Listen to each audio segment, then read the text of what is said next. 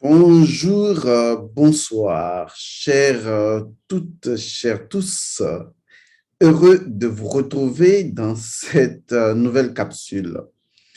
Une capsule que je crois très importante pour chacun d'entre nous. Et j'espère vraiment qu'au-delà de mes mots, au-delà de mes phrases, vous capterez intuitivement la symbolique de tout ce que je vais vous présenter aujourd'hui. Et vous savez très bien, depuis que vous nous connaissez sur cette chaîne, votre chaîne, notre chaîne, vous savez très bien que je ne révèle que le quart du tiers de la moitié de ce qui est donc à exprimer. Et par conséquent, une fois encore, je vous dis bonne arrivée à vous toutes et à vous tous. Bienvenue à vous qui êtes là pour voir et entendre. Est-ce que vous avez entendu parler une fois du principe de la scène? La scène s'écrit C-E accent grave N-E. La scène. La scène, pour traduire ce mot dans un langage qui vous est commun, il s'agit donc du dernier repas de Jésus-Christ avec ses disciples. Est-ce que vous pensez que vous comprenez vraiment la symbolique de la scène du dernier repas de Jésus-Christ? Je doute fort que une personne qui n'a pas connaissance des traditions ancestrales africaines de l'Égypte antique, je doute fort qu'une personne qui n'a pas ces compétences puisse vraiment expliquer ce qu'est le principe premier de la scène, du dernier repas de Jésus-Christ. Lorsqu'on parle de Jésus-Christ, sans fausse note, il faut comprendre qu'il s'agit tout simplement d'un plagiat de Osiris Horus et qu'il s'agit là justement, au-delà du dernier repas, il s'agit dans la symbolique retraçable dans l'Égypte antique de l'idéologie d'Osiris. Il s'agit d'un principe fondamental que tout métaphysicien véritable doit comprendre, se doit de connaître. Mais ce qui m'amène à aborder justement ce phénomène du dernier repas de Jésus-Christ, sans pour autant détailler complètement ce qui va se produire, c'est je voudrais vous conduire vraiment vers ce qu'on appelle le principe premier de la séparation. Oui, ça peut paraître un peu tiré par les cheveux, que souvent Godson, lorsqu'il veut s'exprimer, il dit que toute chose a un principe premier et il nous parle justement du principe premier de la séparation. Parce que pour vous, justement, la séparation, c'est la séparation. C'est ce que je vous refuse. C'est ce que je condamne chez la plupart des personnes, c'est de ne pas voir que nous sommes dans du vivant, que nous sommes dans une réalité vivante et que le vivant contient une infinité de vies individuelles, lesquelles sont adossées ou naissent de leur propre principe premier ou de leur nature première différenciée. Ce qui fait d'ailleurs qu'on peut, d'une certaine manière, séparer un élément d'un autre élément. Vous savez comment on appelle ce phénomène de la Mahat, ce phénomène mahatique? On l'appelle tout simplement l'ordre naturel. Il ne s'agit pas de l'ordre naturel dans sa globalité, mais il s'agit de l'ordre naturel de chaque chose. Parce que chaque chose possède et procède de son ordre naturel. Et donc, il est important de comprendre définitivement que rien ne peut se produire aussi bien que ce soit les choses, que ce soit les êtres, rien ne peut se produire si la chose ne procède pas de son propre principe premier, de sa propre nature première, raison pour laquelle, dans le factuel des choses, il faut toujours remonter à la loi qui a fait naître cet événement factuel et remonter au principe premier, c'est-à-dire à ce quelque chose sans lequel la chose n'est pas la chose ou ne peut pas être la chose, ou la chose sans laquelle le tout n'est pas le tout, et qui autorise la production de ce phénomène. Il est donc important de comprendre que lorsque je parle de la séparation, qu'il s'agisse de la séparation entre un ami et une amie, entre un copain et une copine, entre un frère et une sœur, entre un mari et sa femme, ou entre des êtres dans toute la création, lorsqu'il y a séparation, il y a forcément un principe premier de la séparation. Et naturellement, je parle de la séparation dans toute sa diversité. Lorsque l'enfant se sépare de sa mère en sortant, n'est-ce pas, de son ventre, en sortant par son utérus, par son intimité, il s'agit également d'une séparation. Lorsque je suis obligé de me séparer, disons, de mon enfance, de me séparer de mon adolescence et de rentrer dans la vie d'adulte, il s'agit également de séparation. Lorsque je me sépare d'un objet, d'un projet, d'une idée, ou même tout simplement d'un dogme, c'est également la séparation. La séparation va beaucoup plus loin que cela. Lorsque je me sépare d'une souffrance, d'une douleur, d'une blessure, et que je dois m'en séparer, ou que je fais l'effort de m'en séparer, c'est que, logiquement, je suis en train d'exécuter dans le factuel un ordre principiel. Et donc, cet ordre principiel est en relation avec le principe premier de la séparation. La séparation en tant que mot n'est pas simplement un concept, car je vous ai déjà dit que tout concept possède sa propre dimension symbolique et qu'au-delà du concept, nous devons sortir de la définition conceptuelle et entrer dans la signification conceptuelle. Et cette signification du concept va nous relier à la symbolique des choses où nous trouvons le sens, la signification de la vie elle-même.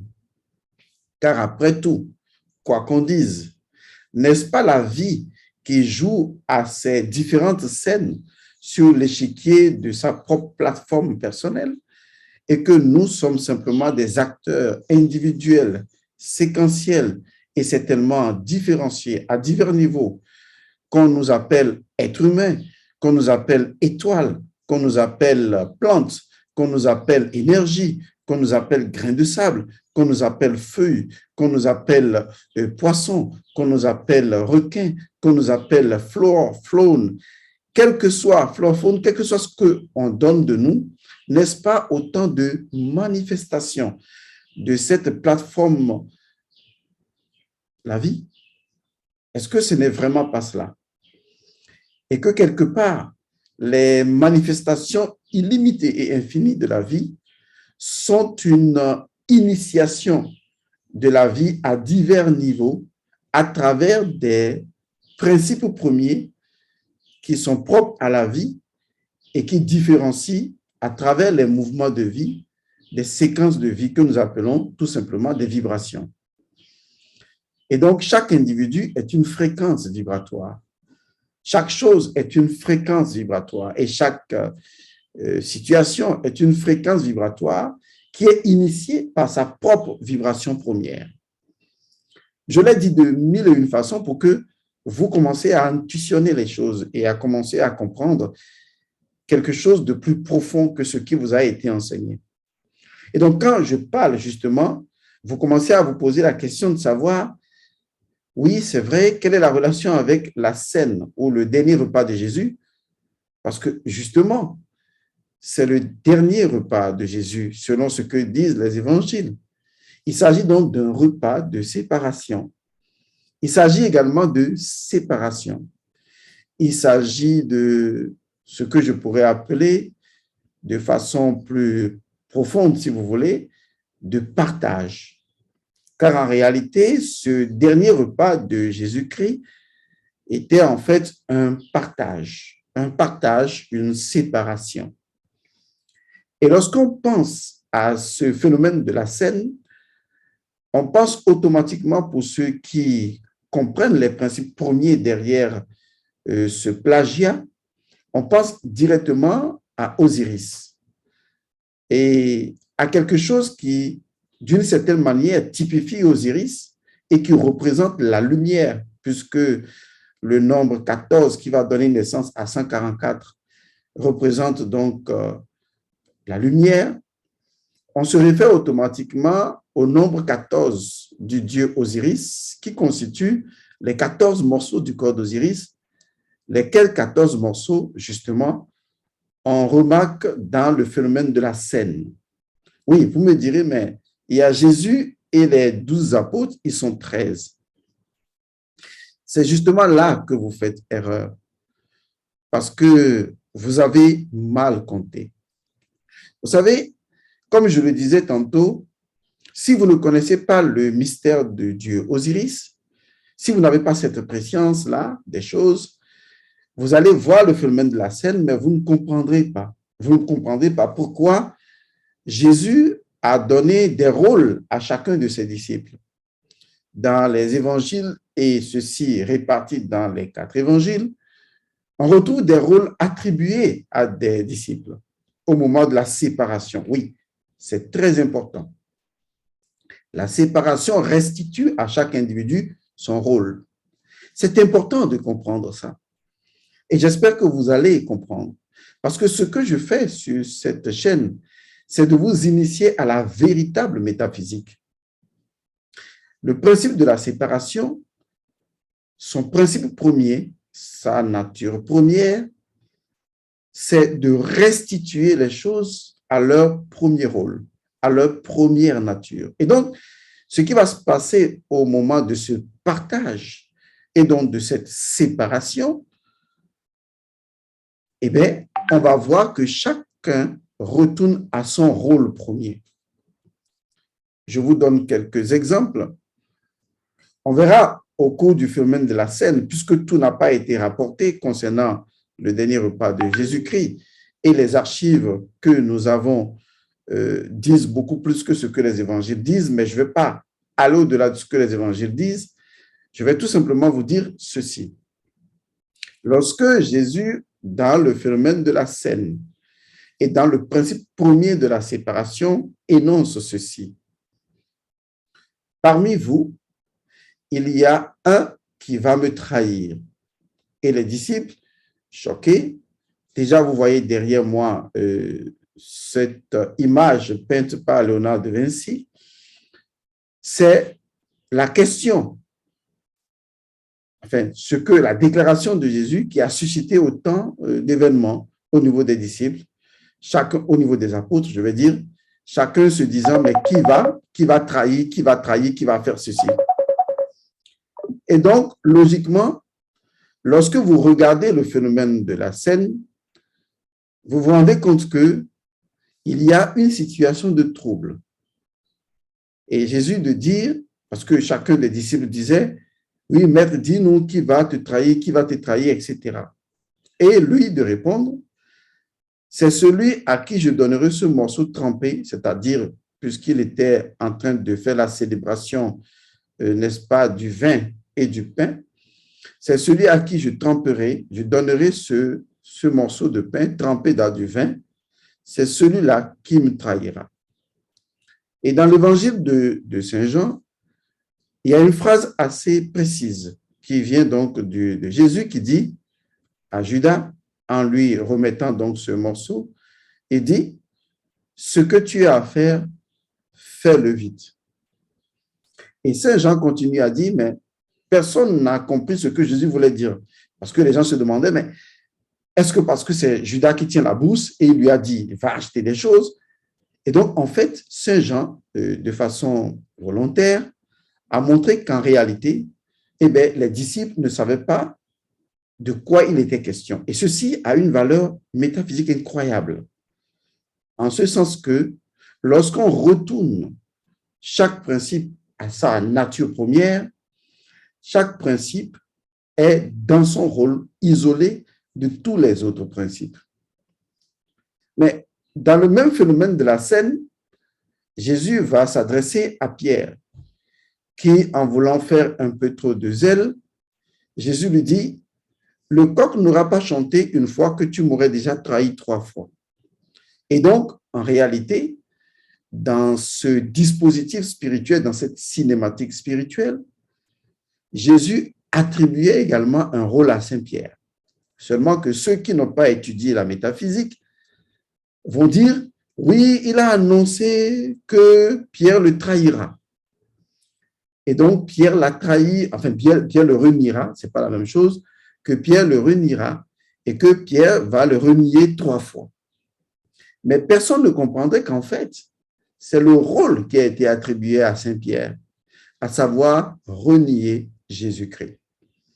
Et quand je vais faire une vidéo sur le reniement de Pierre, vous comprendrez qu'en fait, le principe premier qui est en relation avec le fait de renier, n'est-ce pas, le Sauveur, est un principe trilogique qui montre en fait le chemin de la connaissance. Tout comme vous aurez Thomas de Didyme, qui en réalité représente le principe du doute. Mais en fait, ce n'est pas le principe du doute, en fait, parce que Thomas représente le principe de la certitude et de la science. Et donc, chaque disciple représente ce que je pourrais appeler un morceau du corps d'Osiris. Chaque disciple représente un principe premier, mais que vous ne pouvez absolument pas comprendre si vous restez sur le concept aberrant d'apôtre, même si vous ne connaissez pas ce que ça veut dire apôtre. Si vous restez sur le principe aberrant le concept aberrant de l'apôtre, vous ne comprendrez pas de quoi il est question parce que vous verrez des hommes. Là où il faut voir des principes. Vous verrez Saint Jean. Là où il faut voir un principe. Et lorsque on voit l'apôtre ou le disciple que Jésus aime, qui sera confondu à Marie-Madeleine ou à Jean, de l'évangile Saint-Jean, les gens ne comprendraient pas pourquoi. Il est le disciple aimé de Jésus. Et tout cela devient clair, seulement clair, lorsqu'on l'étudie au regard de la spiritualité ancestrale. Car c'est seulement dans l'énergie chtonienne que les choses sont connues dans leur principe premier, dans ce que j'appelle dans leur ordre naturel. Car chaque disciple de Jésus, les 13 disciples de Jésus, lui-même constituant le 14e morceau, ou le 14e disciple en quelque sorte, ou le 14e, eh bien, tous constituent en réalité des principes de la nature. Et ça, c'est très facile à expliquer, très facile à comprendre. Donc, quand vous voyez le phénomène de la scène, d'abord, vous devez voir la première chose, c'est la synthèse même de la vie de Jésus, c'est-à-dire la vie d'une personne qui entre dans un processus alchimique. D'ailleurs, on reconnaît bien avec l'évangile de Saint Jean au début où, dans le phénomène de ce qu'on appelle le mariage alchimique, Jésus a transformé l'eau en vin.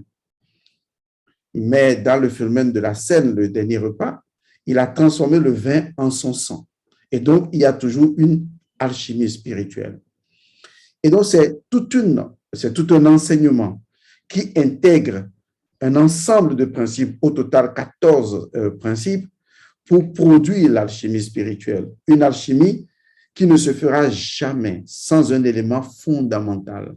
Cet élément, je vais vous le décrire d'ici quelques temps. Et vous comprendrez que le phénomène de la scène possède et procède d'un principe ancestrologique. Et sans ce principe, vous ne pouvez pas comprendre la scène, le dernier repas de Jésus-Christ. Lorsque je partage avec vous ces quelques éléments de compréhension, c'est pour titiller votre réflexion, pour vous montrer que les choses ne sont pas telles que vous pensez qu'elles sont. Parce que justement, il ne s'agit pas de pensée. Il s'agit d'aller au-delà de la pensée. Il s'agit de voir les choses qui ont toujours été, pas les choses qui surviennent temporellement, mais les choses dans leur intemporalité.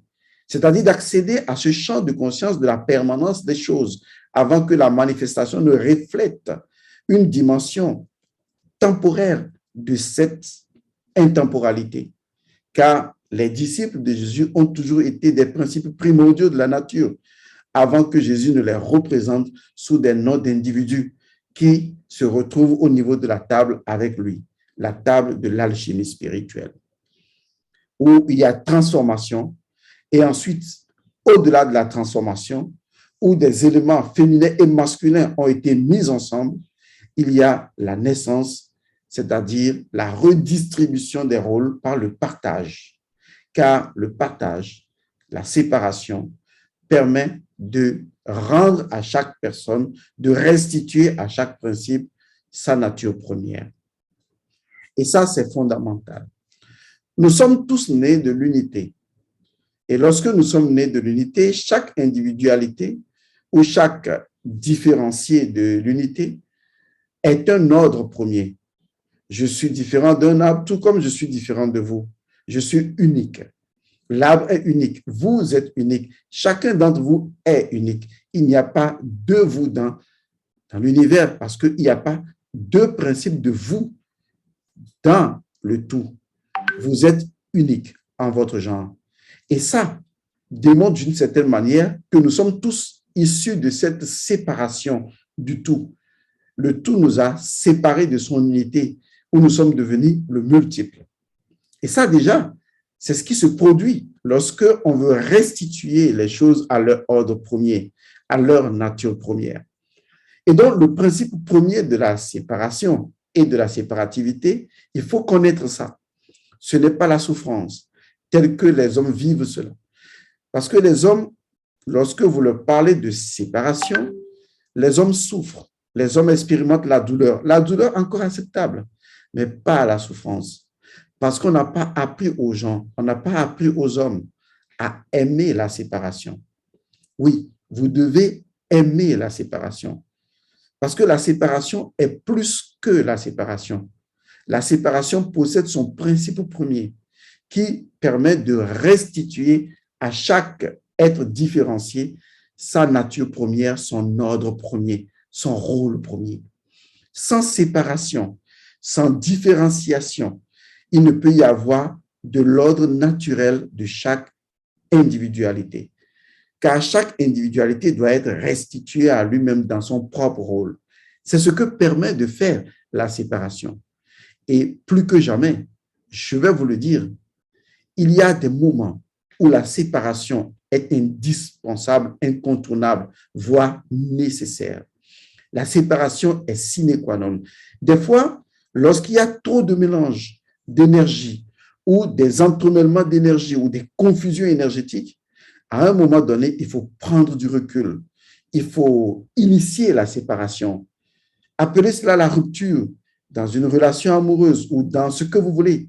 Mais des fois, lorsque vous sentez que vous êtes conditionné par une relation ou que vous êtes, disons, mélangé dans une relation ou que vos émotions ne retrouvent pas véritablement leur être-té, leur principe premier, alors séparez-vous. C'est vrai que ce que je dis peut être difficilement acceptable, mais laissez-moi vous dire que lorsque vous allez commencer à aimer la séparation pour ce qu'il est, c'est-à-dire dans son principe premier, je vous assure que c'est vous-même qui choisirez dans les relations, quelles qu'elles soient, avec des gens, quels qu'ils soient, et avec des situations, quelles qu'elles soient, c'est vous-même qui initierez la séparation. Qu'à un moment donné... La séparation est un film de Christian Vincent sorti en 1994. Voilà. C'est vous-même qui allez l'initier. Parce que vous allez dire, waouh, je ne savais pas que la séparation pouvait me faire autant de bien. Parce que dans la séparation, chacun retourne à son principe premier. C'est qu'en fait, on ne vous a pas appris comment non seulement se séparer, mais comment initier la séparation après la séparation à son propre niveau pour intégrer en soi l'énergie et la vitalité de la séparation. Retrouver sa propre solitude intérieure et finalement se reconnecter à soi-même dans son principe premier. Je vous assure, la séparation est une très bonne chose. Lorsque vous savez l'initier, lorsque vous savez l'implémenter, lorsque vous savez la rendre disponible au moment où il faut pour vous retrouver face à vous-même, pour retrouver votre principe premier, alors vous avez bien agi.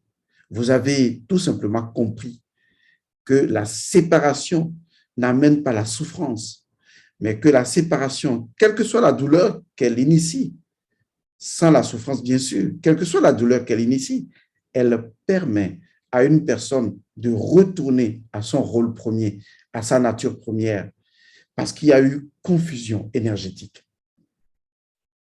Et c'est ce que on retrouve dans le mythe du dieu Osiris. Lorsque Osiris a été morcelé en 14 parties, c'est le principe de la séparation. C'est le principe de la séparativité également. Mais c'est également le principe du partage. Parce que dans ce principe-là, les éléments sont retournés à leur nature première. C'est important de le comprendre. Et c'est important d'arriver à aimer la séparation, à vouloir la séparation et à l'accepter lorsqu'elle se produit. Parce qu'il y a beaucoup de personnes qui n'acceptent pas la séparation, quelle qu'elle soit. Parce qu'à un moment donné, lorsqu'elle survient, malgré vous, au lieu de comprendre que les choses sont arrivées à un carrefour et que vous devez vous retourner à votre version de vous-même, parce que les choses doivent retourner à leur rôle premier, vous ne voulez pas. Les choses veulent vous lâcher, mais vous, émotionnellement, vous voulez les garder. Parce que vous vous dites, si je laisse ça partir émotionnellement, qu'est-ce qu'il va me rester? Et pourtant, il va vous rester quelque chose d'important. Il va vous rester. Vous allez vous rester. Et ça, c'est important de comprendre ça. Vous allez vous rester. Et justement, la séparation intervient lorsque votre âme sent vraiment, elle sent et ressent que vous êtes en train de vous perdre. Et en ce moment, elle initie la séparation pour que vous commencez à vous retrouver. Et pour vous retrouver, vous devez tout simplement accepter la séparation.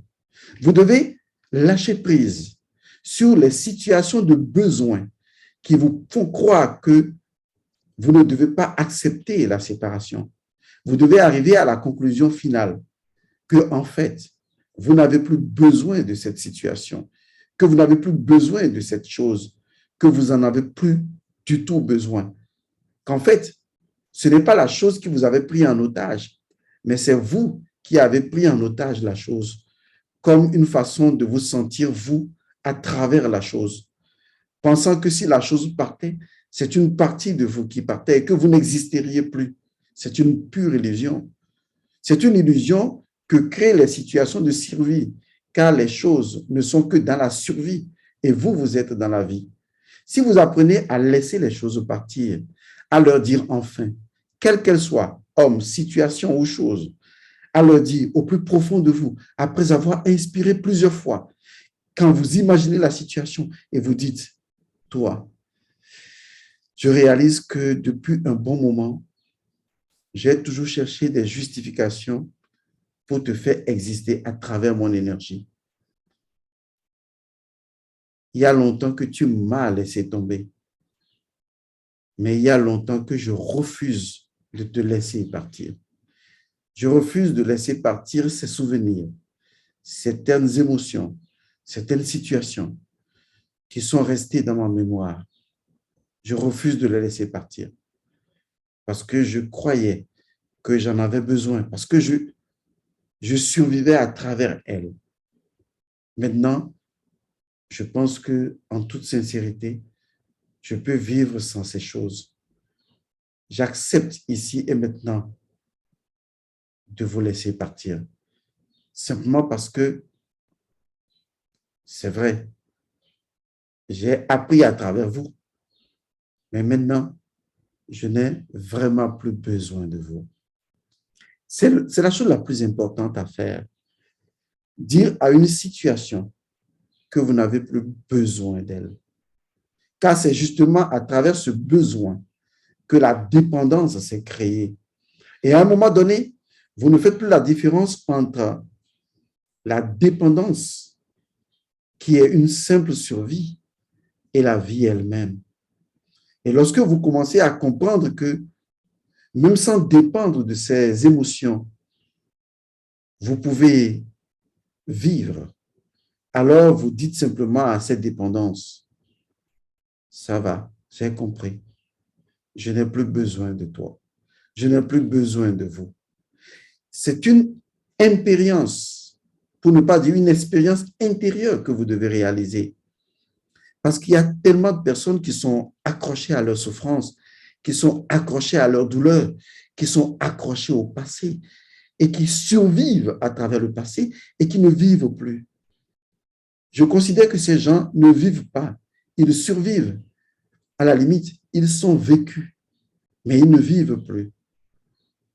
Ils doivent arrêter ça, tout simplement en allant vers le principe premier de la séparation, qui dit, à un moment donné, lorsqu'il y a confusion, je dois restituer chaque chose à son ordre premier, à sa nature première.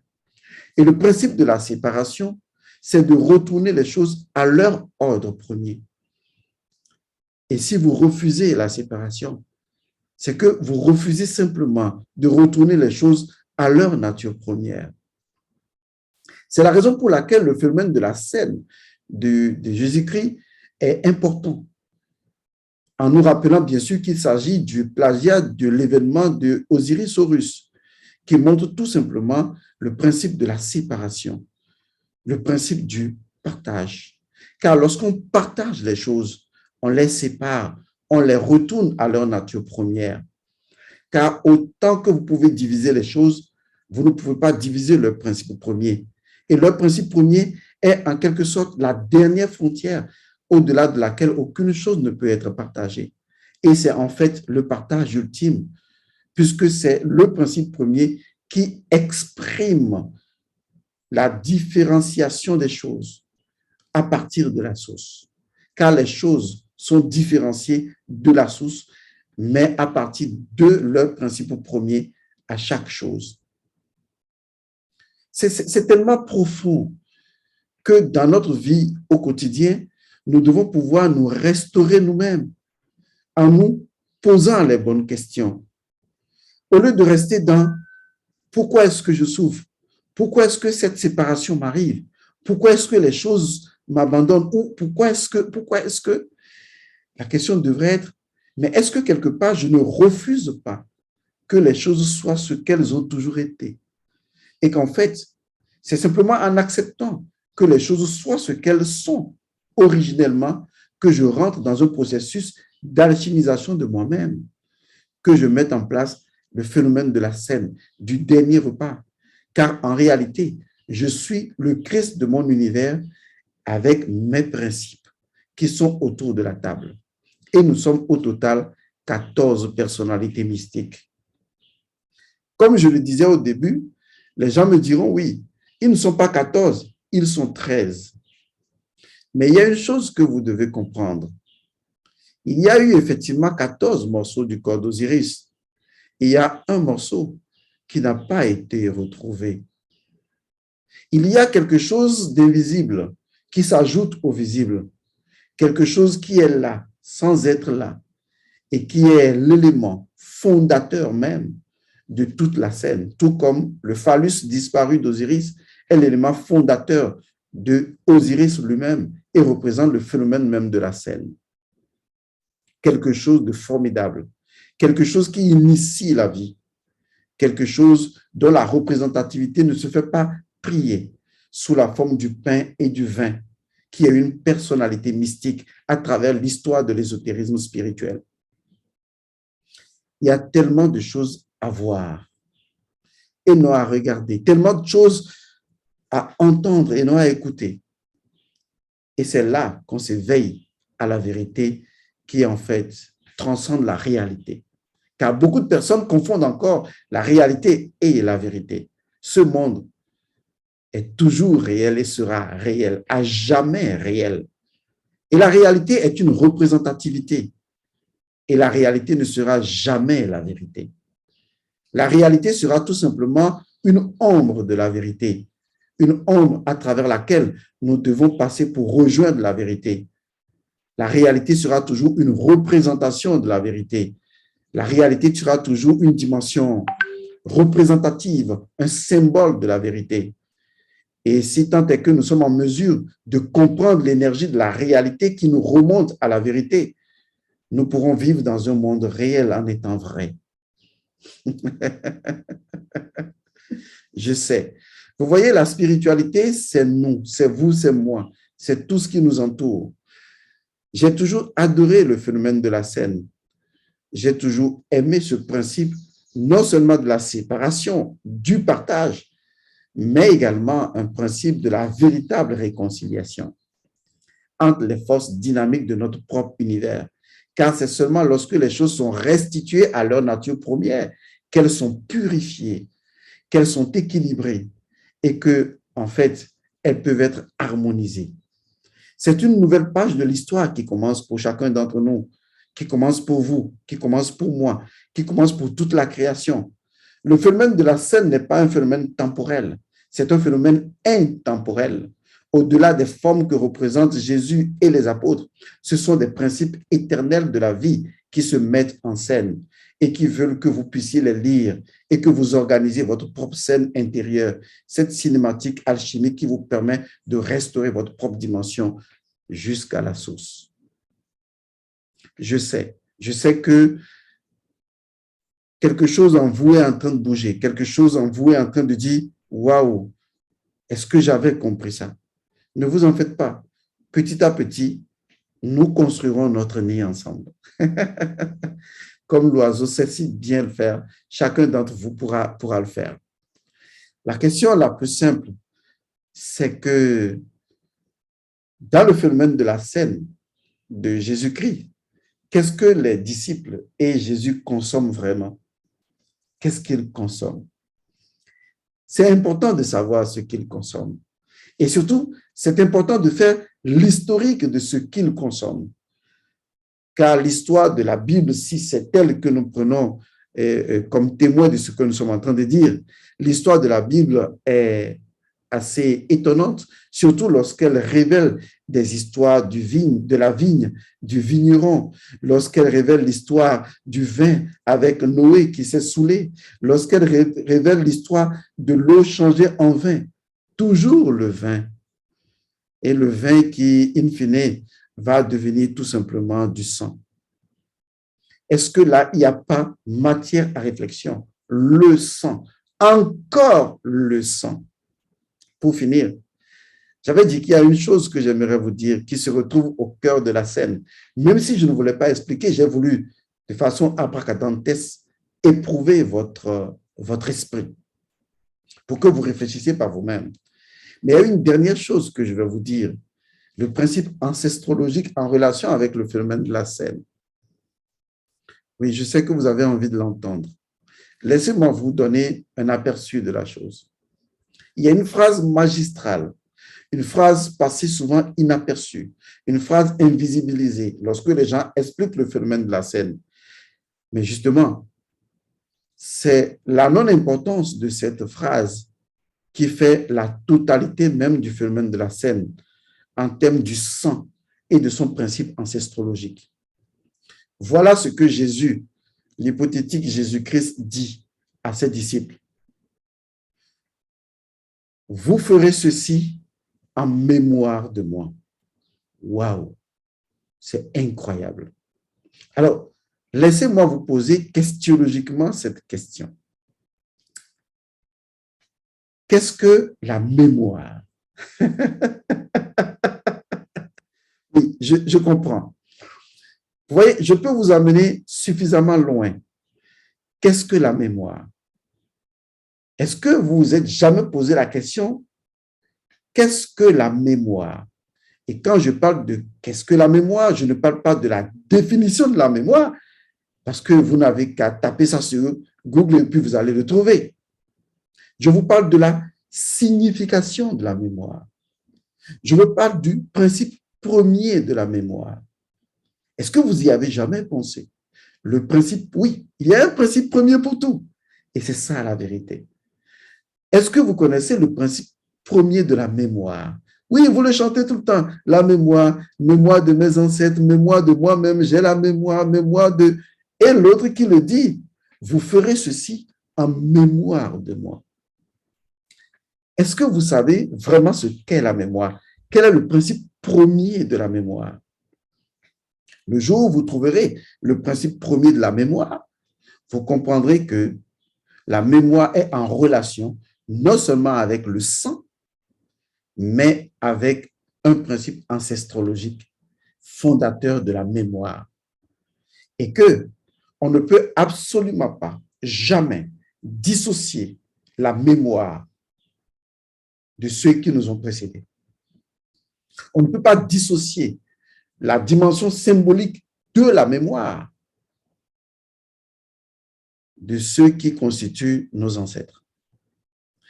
Oui, là, ça vous parle peut-être.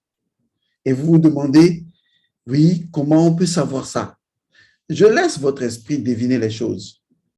Car en réalité, si vous vous rappelez que nous sommes un peuple chthonien, c'est-à-dire un peuple à mémoire collective, vous comprendrez en fait ce qu'est le principe premier de la mémoire et que vous verrez qu'il y a eu indissociabilité entre la mémoire et le principe ancestrologique. Et que quand Jésus dit, vous ferez ceci en mémoire de moi, et que en souvenir de moi, ou vous savez bien sûr maintenant que les disciples de Jésus ne sont que des principes éternels autour d'un principe christologique qui est en fait osirien. Vous commencez à comprendre le lien qui est tissé entre les choses qui sont au niveau de la scène, qui sont au niveau du dernier repas. Et c'est bien précisé, le dernier repas. Et si en fait vous étiez vous-même un dernier repas? Et si en fait votre incarnation était tout simplement la scène du dernier repas? Et que dans cette scène, il y a un comportement que vous devez tenir et qui incarne totalement un principe ancestrologique. Est-ce que vous y avez pensé? Je voudrais que vous réécoutez cet audio encore et encore et que vous puissiez mieux comprendre ce que je dis. Je vous expliquerai tout cela, mais pour le moment, j'ai juste envie de taquiner un peu votre esprit pour vous permettre de réfléchir. Je voudrais, à la fin de cette vidéo, vous annoncer une très bonne nouvelle. La nouvelle, pour moi, je la pense très bonne. En fait, il s'agit d'un prochain déplacement que je suis en train d'organiser sur les États-Unis. La région n'est pas encore retenue. Probable que ce soit New York. Pour le moment, nous sommes en train de faire la chose ainsi, où nous nous constituons pour, dans cette année, naturellement, faire un déplacement sur New York. Ce déplacement se fera parce que nous pensons qu'il y a beaucoup d'Africains et d'Afro-descendants là-bas qui souhaiteraient, au lieu de se déplacer forcément sur Paris, que l'on les rencontre là-bas, parce que ce n'est pas la porte d'à côté, qu'on vienne les rencontrer et qu'on leur fasse soit des conférences, soit des séminaires ou des formations initiatiques. Les dispositions sont déjà en train d'être prises de façon accélérée. Je prends cette disposition parce que au cours de la conférence du 16 qui a eu lieu, du 16 avril qui a eu lieu à Paris, il y a eu beaucoup de personnes déplacées des États-Unis qui s'étaient rendues à Paris rien que pour assister à la conférence. Et je pense que les coûts sont suffisamment élevés pour éviter que des gens ne viennent d'autres continents sur un continent spécifique, comme par exemple la France, puisque j'aurai un deuxième voyage en France certainement dans le courant du mois de juillet. D'accord? Je vous donnerai les détails si cela va se tenir. Et je souhaiterais que ce soit des personnes qui sont en France qui participent à ce que nous allons faire, qui sera un événement extraordinaire à Paris, certainement dans le mois de juillet. Mais en attendant, je voudrais également annoncer qu'au cours de cette année, nous sommes en train de planifier un voyage sur les États-Unis. Et pour faciliter à toutes les personnes qui sont aux États-Unis, qui souhaiteraient me rencontrer ou qui souhaiteraient participer à quelque événement que nous organiserons donc aux États-Unis, ça sera probablement, je le répète, à New York. Je voudrais vous donner un numéro de téléphone qui est celui donc d'une personne qui fait partie de mon organisation. C'est elle qui s'occupe de la section américaine. C'est elle qui sera en charge donc de cette section-là, de s'occuper de ceux qui sont aux États-Unis. Je vous donnerai son numéro. Je vous mettrai le numéro également en bas de cette capsule. Je fais ainsi pour que vous trouviez de la concordance entre le numéro que je donne et ce qui est écrit. Et donc, je vous donnerai ce numéro que vous contacterez par WhatsApp ou Telegram. Mais il y aura un groupe qui sera créé sur Telegram, un groupe USA qui sera créé sur Telegram. Pourquoi nous créerons ce groupe sur Telegram? C'est pour voir le nombre de personnes qui s'intéressent et qui souhaiteraient que nous venions aux États-Unis. Et si nous avons un nombre, disons, pas pléthorique, mais un nombre conséquent, eh bien, nous allons pouvoir justement rapidement nous déplacer pour organiser une conférence que nous allons annoncer ou un séminaire. Tout dépendra des besoins sur les États-Unis courant de cette année. Je vais donc me permettre de vous donner rapidement le numéro, mais moi, je vais vous donner le numéro, sur la version internationale pour que chacun puisse, à son niveau, l'écrire comme il l'entend. Il s'agit donc de plus 1, c'est-à-dire 001 si vous voulez, plus 1, 917 341 39 56. Je le répète, plus 1 917 341 39 56. Je le répète une dernière fois, plus 1 917 341 39 56. Donc, c'est ce numéro que vous allez contacter. C'est le numéro d'une dame, d'une personne qui a ma confiance.